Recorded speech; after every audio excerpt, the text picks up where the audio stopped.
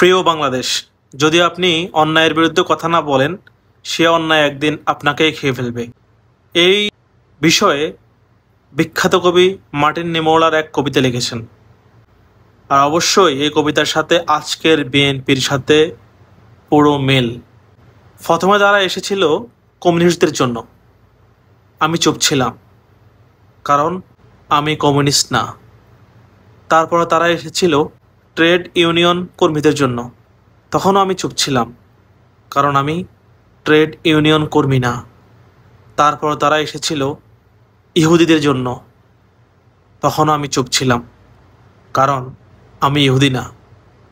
তারপর তারা এলো আমার জন্য, তখন আর কেউ অবশিষ্ট রইল না কথা বলার জন্য।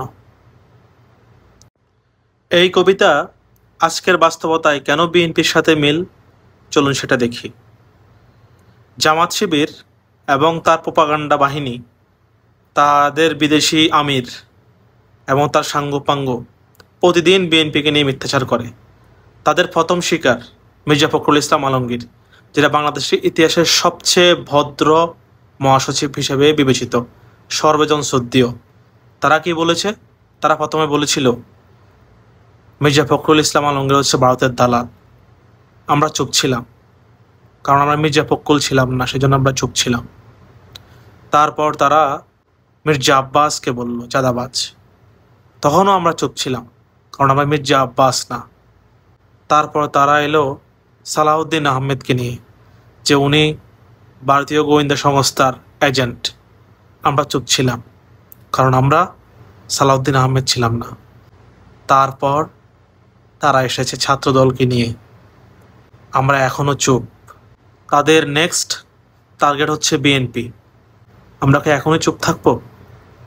হে জাতীয়বাদী শক্তি, আসুন, সব ভেদাভেদ ভুলে যান, সবাই এক কাতারে আসেন। এখনই সময় জামাত শিবিরের মিথ্যাচারকে বলুণ্ঠিত করা, এখনই সময় তাদের প্রোপাগান্ডাকে কাউন্টার করা, এখনই সময় এদেশ গড়ার, এখনই সময় বিএনপিকে গড়ার, এখনই সময় দেশের সাথে থাকার, এখনই সময় বিএনপির সাথে থাকা। সবাইকে অসংখ্য ধন্যবাদ। আসসালামু আলাইকুম রহমতুল্লাহি ওয়া বারাকাতুহু।